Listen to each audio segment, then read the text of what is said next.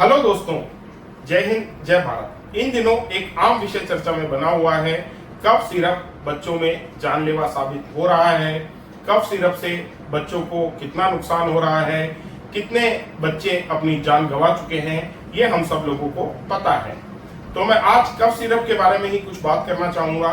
Cough syrup लेते समय किन किन बातों का ध्यान रखना चाहिए, कफ सिरप लेते समय आपको क्या क्या सावधानियां बरतनी चाहिए। सबसे पहले मैं आपको दो टर्म्स बताऊंगा। नंबर 1, एक्टिव फार्मास्यूटिकल इंग्रेडिएंट, यानी कि जो कफ सिरप का सॉल्ट है या फिर सक्रिय घटक है, जैसे कि डेक्सोमेथासोन।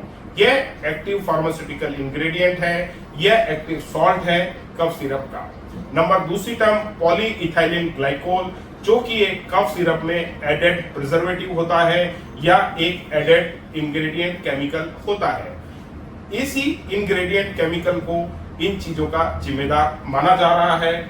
WHO की रिकमेंडेशन के हिसाब से पॉलीइथाइलिन ग्लाइकोल किसी भी कफ सिरप में या तो नहीं होना चाहिए या उसकी मिनिमम मात्रा 0.1% से भी कम होनी चाहिए। तो अब बात करते हैं कफ सिरप लेते समय क्या क्या सावधानियां बरतनी चाहिए। नंबर 1, सबसे पहले ये ध्यान रखें, कोई भी कफ सिरप आप जब भी ले रहे हैं तो किसी एजुकेटेड डिग्रीधारी डॉक्टर से ही कफ सिरप प्रेस्क्राइब करवाएं। मेडिकल स्टोर से, गूगल पे सर्च करके या फ्रेंड्स रिलेटिव से कफ सिरप पूछ के नहीं दें, क्योंकि हर कफ सिरप की डोज हर बच्चे में अलग अलग होती है। कफ सिरप के लिए स्पेशली एज ब्रैकेट होता है, जैसे कि 0 से 6 महीने के बच्चे के लिए कफ सिरप अलग होगा, 6 महीने से 2 साल तक के बच्चे के लिए कफ सिरप अलग होगा, 2 साल से 4 साल तक के बच्चे के लिए कफ सिरप अलग होगा और 4 साल से ऊपर के बच्चे के लिए कफ सिरप अलग अलग होगा। जो भी कफ सिरप है उसकी सेम कफ सिरप की डोज भी हर बच्चे में अलग अलग होगी, इसलिए किसी से भी पूछकर कभी भी कफ सिरप नहीं देना है। नंबर 2, कफ सिरप जब भी आप ले रहे हैं उसमें ध्यान रखें प्रिजर्वेटिव कौन सा है। पॉलीइथाइलिन ग्लाइकोल कहीं प्रिजर्वेटिव तो नहीं है, अगर है तो उसकी क्या क्वांटिटी है। PEG यानी पॉलीइथाइलिन ग्लाइकोल वाला कफ सिरप नहीं देना है।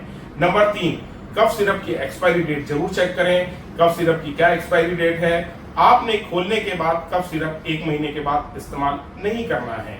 नंबर 4, ये ध्यान रखें कि कफ सिरप सेंट्रली एक्टिंग है या फिर पेरिफेरली एक्टिंग है। इसका मतलब ये हुआ, जैसे डेक्सोमेथासोन है, यह एक सेंट्रली एक्टिंग कफ सप्रेसेंट है जो कि बच्चों में ब्रेन पे काम करता है और वहीं से कफ को सप्रेस करता है। इस कफ सिरप को 4 साल के ऊपर के बच्चों में ही दिया जाता है, 4 साल से छोटे बच्चों को नहीं देना चाहिए। 4 साल से छोटे बच्चों में अगर कफ सिरप देने की जरूरत पड़ रही है तो ऐसे कफ सिरप हैं जो कि ब्रेन पे इफेक्ट नहीं डालते, जो कि पेरिफेरली एक्टिंग होते हैं। लास्ट बट नॉट लीस्ट, ये ध्यान रखें कि बच्चे को अगर ज्यादा कफ है, ज्यादा खांसी है, तो बेस्ट सॉल्यूशन, सेफर सॉल्यूशन ये है कि डॉक्टर से पूछ के अपने नेबुलाइज करा सकते हैं। अपने बच्चे को नेबुलाइज कराइए, कफ सिरप देने की जरूरत ना पड़े, बिना कफ सिरप के ही काम चल जाए तो ज्यादा बेहतर है।